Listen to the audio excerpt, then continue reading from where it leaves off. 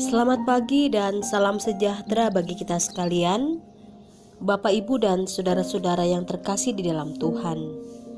Kita kembali berjumpa dalam channel Manna Gereja Toraja Mamasa Klasis Makassar. Saya berharap kita semua berada dalam keadaan sehat sejahtera oleh karena kasih dan kemurahan Tuhan. Sebelum kita melanjutkan aktivitas kita sepanjang hari ini, mari kita mempergunakan waktu sejenak untuk membaca dan merenungkan firman Tuhan. Bacaan kita pada hari ini dari Injil Markus pasal 8 ayat 17 hingga ayatnya yang ke-21. Markus pasal 8 ayat 17 hingga ayatnya yang ke-21. Mari berdoa. Terpujilah Engkau ya Tuhan, Allah yang sungguh mengasihi kami, sehingga saat ini kami boleh ada sebagaimana adanya. Itu semua karena kasih dan kemurahan Tuhan. Terima kasih untuk waktu yang Kau persiapkan bagi kami di pagi hari ini. Kami akan membaca dan merenungkan firman-Mu. Ya Roh Kudus, baharuilah akal budi dan pekerti kami, sehingga kami bukan hanya sebatas memahami firman-Mu, tapi lebih jauh daripada itu, kami boleh memperlakukannya dalam sepanjang hari hidup kami. Ampunilah segala salah dan dosa kami Tuhan, dan berfirmanlah, karena kami anak-anak-Mu telah siap sedia untuk mengambil bagian dalam pemberitaan firman-Mu. Di dalam nama Anak Yesus Kristus, firman yang hidup, kami berdoa kepadamu. Amin. Markus pasal 8 ayat 17 hingga ayatnya yang ke-21, firman Tuhan.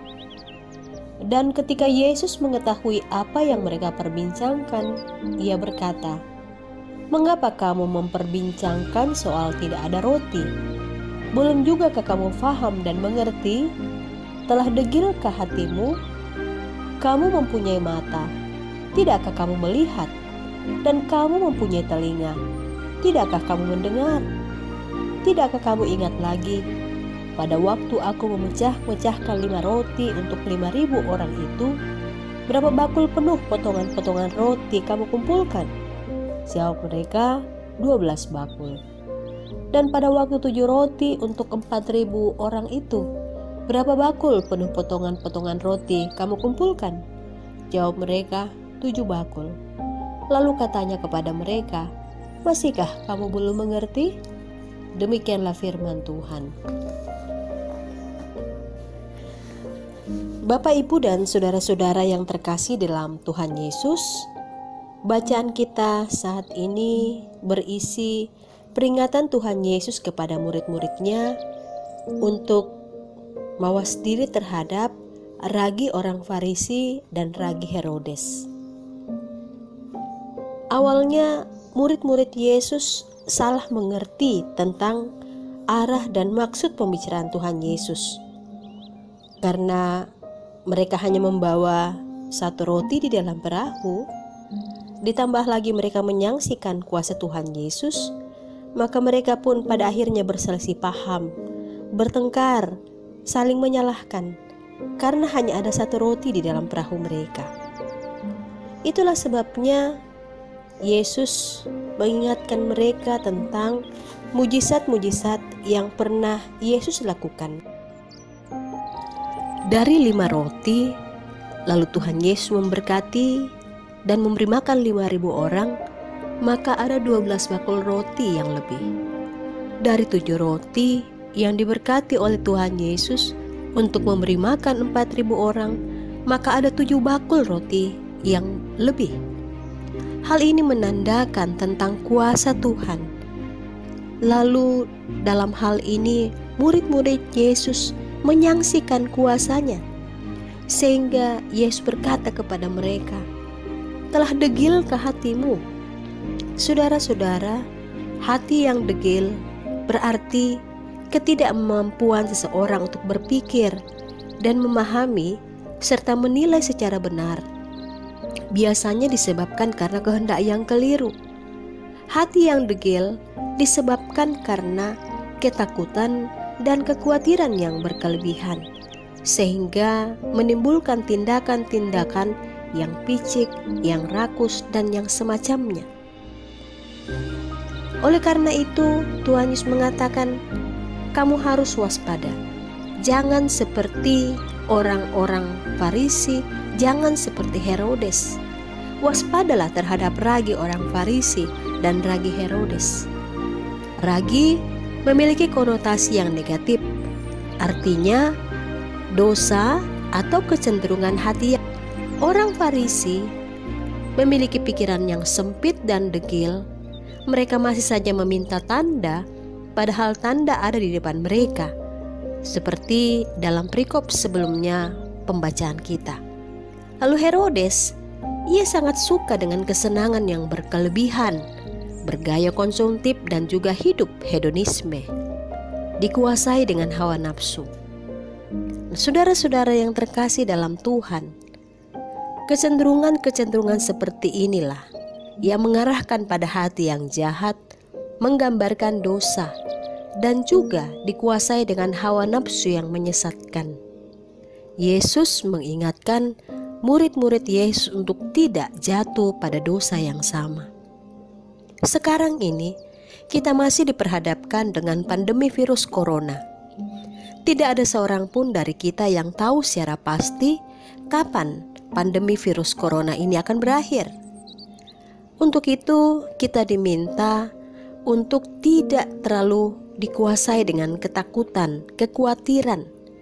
Kita diminta untuk tidak memiliki hati yang degil, tetapi justru kita diminta untuk memiliki hikmat yang asal dari Tuhan, agar kita dimampukan untuk dapat berpikir, memahami serta menilai kehidupan ini secara benar, bahwa di balik pandemi virus corona ini ada rencana Tuhan yang mau dinyatakan kepada masing-masing kita. Jangan pernah kita dikuasai dengan gaya hidup konsumtif, hedonisme. Jangan pernah kita dikuasai dengan hawa nafsu yang menyesatkan. Jangan kita dikuasai dengan pemikiran-pemikiran yang sempit dan degil. Tetapi tetaplah berharap kepada Tuhan, tetaplah menjadi pribadi-pribadi yang takut akan Tuhan, sehingga kita tetap menjadi anak-anak yang diberkati oleh Tuhan, karena tidak mengikuti gaya hidup dunia yang menyesatkan. Mari terus menjalani kebiasaan baru di masa pandemi ini dengan selalu mendahulukan apa yang Tuhan kehendaki untuk kita lakukan dalam hidup ini. Terpujilah Kristus untuk selama-lamanya. Amin. Ya Tuhan Allah yang rahmani, terima kasih untuk firman-Mu yang telah kami renungkan. Kami diajarkan untuk waspada terhadap ragi orang Farisi dan ragi Herodes. Kami dimintakan oleh firman-Mu untuk tidak menjadi orang-orang yang munafik, yang dikuasai dengan hawa nafsu yang menyesatkan. Tolonglah kami ya Bapa untuk tidak menyaksikan kuasa-Mu, karena Engkau Allah yang sanggup melakukan mujizat pada masa lampau, pada masa kini, dan pada masa yang akan datang. Dengan demikian, sertailah perjalanan hidup kami, sehingga kami tetap setia untuk memperlakukan perintah dan kehendak-Mu, menjauhkan diri dari segala larangan-Mu. Kendati pun saat ini kami masih diperhadapkan dengan pandemi virus corona, tolonglah kami untuk tidak dikuasai dengan ketakutan dan kekhawatiran yang berkelebihan, tapi biarlah kami selalu tetap percaya bahwa di balik peristiwa ini ada rencana Tuhan yang terindah yang Kau nyatakan bagi masing-masing kami. Dan biarlah kami tetap mengikuti protokol kesehatan, sehingga kami pun dapat meminimalisir penyebaran virus corona ini, dan kami tetap berada dalam keadaan sehat, sehingga berbagai tugas, tanggung jawab, aktivitas, dan pelayanan semuanya boleh kami kerjakan, karena Tuhanlah yang berkuasa atas diri dan hidup kami. Kami berdoa kepadamu untuk Badan Pekerja Majelis Klasis Makassar Gereja Toraja Mamasa. Engkau tetap memberikan ketekunan dan sukacita, sehingga semua tanggung jawab yang dipercayakan semuanya boleh dikerjakan dengan baik seturut dengan kehendak-Mu. Demikian pula Badan Pekerja Majelis Sinode Gereja Toraja Mamasa, Engkau perlengkapi dengan hikmat-Mu, sehingga semuanya tetap boleh saling bahu-membahu dalam mewujudkan gereja yang mandiri secara teologi, daya, dan dana. Semua warga gereja Toraja Mamasa dimanapun berada, Tuhan topang dengan kasih setiamu. Engkau bertindak menjadi gembala yang baik, yang menuntun perjalanan hidup kami dari hari ke hari. Kami akan melanjutkan perjalanan hidup dan aktivitas kami sepanjang hari ini. Kiranya Engkau berjalan mendahului kami, sehingga berkat-Mu senantiasa tercurah, dan kami selalu memiliki cukup alasan untuk mengucap syukur kepada Tuhan dalam segala hal, mengandalkan Engkau dalam setiap langkah kehidupan kami, dan mengaminkan bahwa setiap peristiwa yang kami alami semuanya pasti memiliki penggenapan akan janji Tuhan, bahwa Engkau setia menjaga kami, menyertai kami dari hari ke hari. Terima kasih Bapa. Ini doa yang kami sampaikan kepadamu. Di dalam nama Tuhan Yesus kami berseru. Amin.